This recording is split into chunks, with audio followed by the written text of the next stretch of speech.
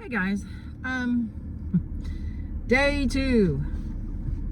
I'm having the hardest time figuring out how to upload day 1, but I decided that I was going to be obedient and do this, and so I'm going to be obedient and do this. And when you guys get to see this, then it'll be in order. You can look at it in order. Technology makes me crazy sometimes. Sorry, the air is on. We're in Texas. It's hot. And so, I just decided I'm going to do what I said I would do. Even though I'm late and giving it to whoever needs to hear it.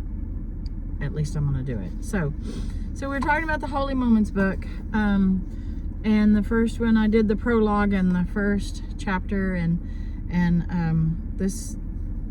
So I have to tell you, the coolest part about this journey with this book is Matthew Kelly.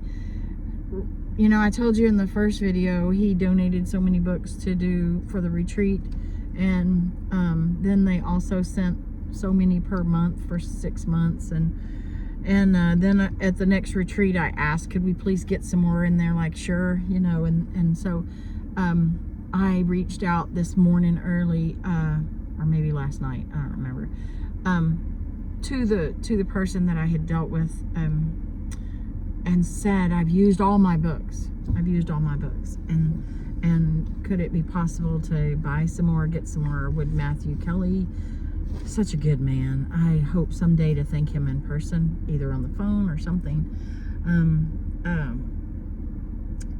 I said, would he be willing to continue to support the project? And so I just sent it, because if you don't ask, you don't get.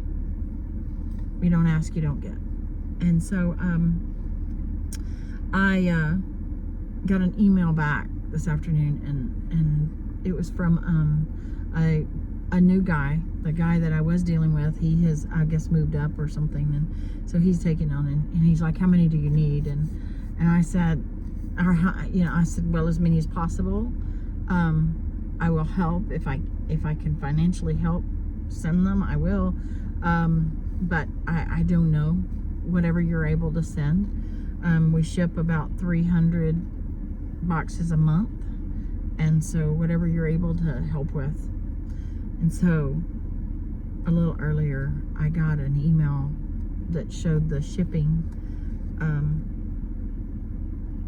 Sorry, there's one of my favorite squirrels out in the yard. Sorry. Anyway, got an email back with a shipping notice, and they had shipped 1,200 books. So thank you, Matthew Kelly, for helping expand the footprint. We help you, and we're grateful for this book, or I am, and I know that there have been many people that we've sent these books to, that have seen the value and seen change in their life because of the words that are in this book. And so I continue today, even though technology is not letting me do what I want to do, but I'm going to figure that out, I promise. Okay, Holy Moments, Matthew Kelly.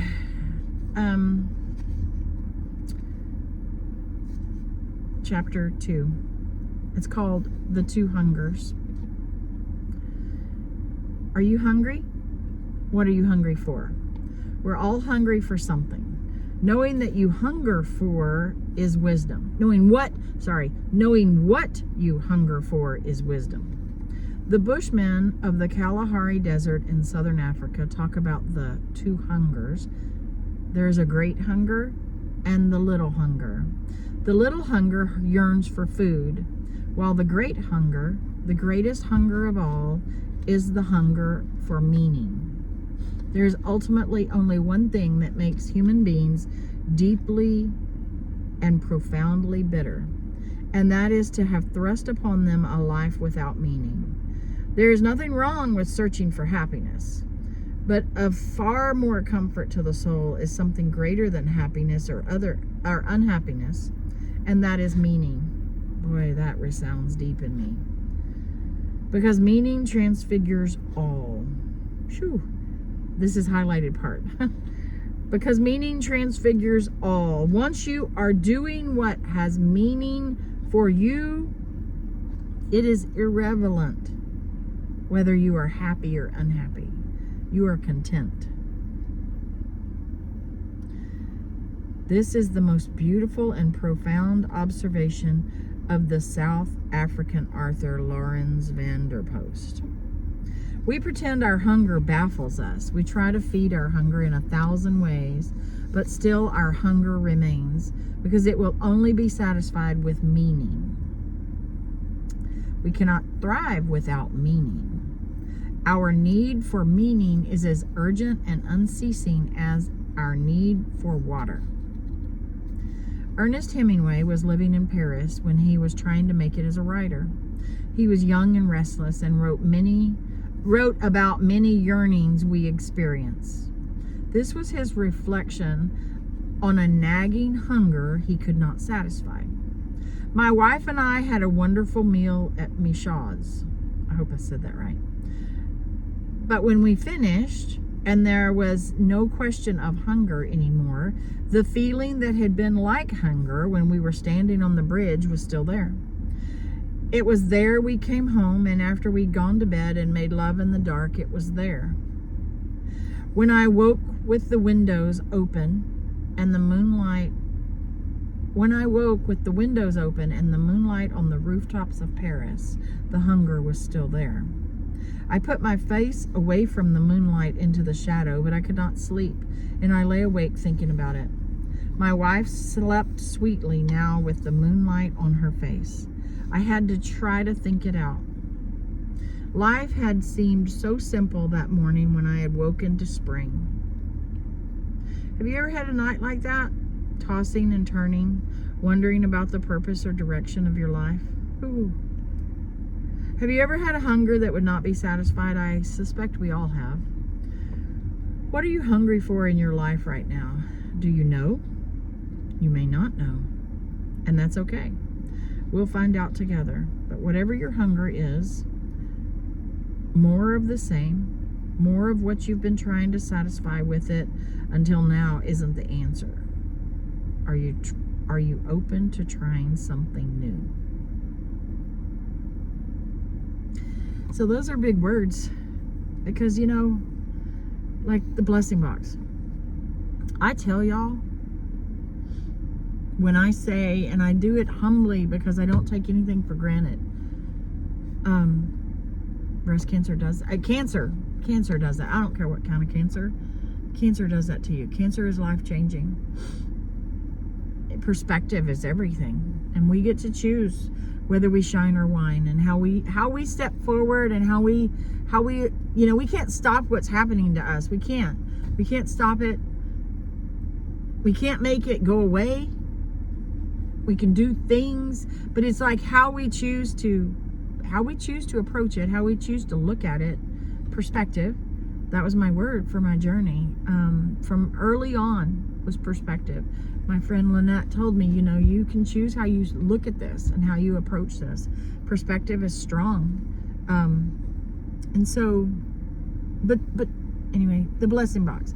So people always talk about, how great it is you started it, and how great it is that you do this. And I do this humbly because I truly believe that this is my purpose that Jesus set forth for me. And sometimes I feel brash going, Jesus put me here. But I truly tell you, he did. I've been a doer. I've been a doer forever. I've been an entrepreneur. I had my own business. I had a upholstery shop, and I loved doing what I was doing, and cancer took that away from me. Just because I don't have the strength in my hands and arms anymore. But I loved what I did. I've loved my life. I've had a great life. And so when cancer stopped that and changed it, I didn't envision this. I didn't envision the blessing box. And so when I say that I found my purpose, that's what I truly feel, because Jesus put me into this place. He stopped me in my tracks with breast cancer. And I don't regret one step. It was hard. It was awful. There were times that I just remember, there were just times that I just was breathing and listening I say it before. I had TV on all the time, and I listened to MASH. I started with the number 1, and I went all the way through with MASH, and there were several of those. I just had it on because I just needed something behind me, just in the noise. And I remember just being miserable and sitting there breathing and knowing that he's right there. I felt him. He's tangible, y'all. If you don't know him like that, I pray over you that you do get to know him like that. But coming out of this, you know, I didn't know making a pillow and a shirt was going to change the world and change my world, but he did. His vision did. And I didn't know that's what I was hungry for, but I'm so grateful that I'm part of this. But it's his vision, and he grows it, and I'm willing to step forward. And I think that's what my hunger was being able to step forward, and I do that with the trust. Y'all, nobody believes me, but I don't stress about this because I believe that God gave this to me as my purpose. It's not a job. It's a big job. It's a lot of work. But it's not a job for a paycheck. And when you take that off the table, it's scary sometimes, but it's a purpose-driven thing. I don't even know the right word. It's a purpose-driven thing, and I didn't know what I was hungry for, but I know that I'm part of something bigger, and that maybe was that hunger, because the knowledge that not only are we changing the world by the boxes, we're changing the fear of cancer with the boxes, but there's so many people that have joined the project to help with the project that aren't cancer patients. They could be cancer survivors. They could be supporters of cancer survivors. They could be family of cancer survivors. You don't have to have cancer to be part of this, but you are led to be part of this. Everyone is welcome in the blessing box. Everyone is welcome, whether you just pray. If you just pray, and you know what? Non-believers are welcome in the blessing box, because we do what we do. We help you with a pillow and a shirt. We help you. We don't, if you're a non-believer, we pray for you, but we don't make you change, because we feel that our box is going to change your perspective of what you're going through. And that's the biggest thing today, is letting you know that you have support behind you, you have the strength in front of you, and that you're strong enough to do what you need to do today. What are you hungry for today? I have to go back and read this, because I highlighted it and it was so important. This was one of the first times I cried on the plane. There's nothing wrong with searching for happiness, but a far more comfort to the soul is something greater than happiness or unhappiness, and that is meaning. Because meaning transfigures all. Once what you are doing has meaning for you, that's what this does. It has meaning for me. It is irrelevant whether you're happy or unhappy. You are content.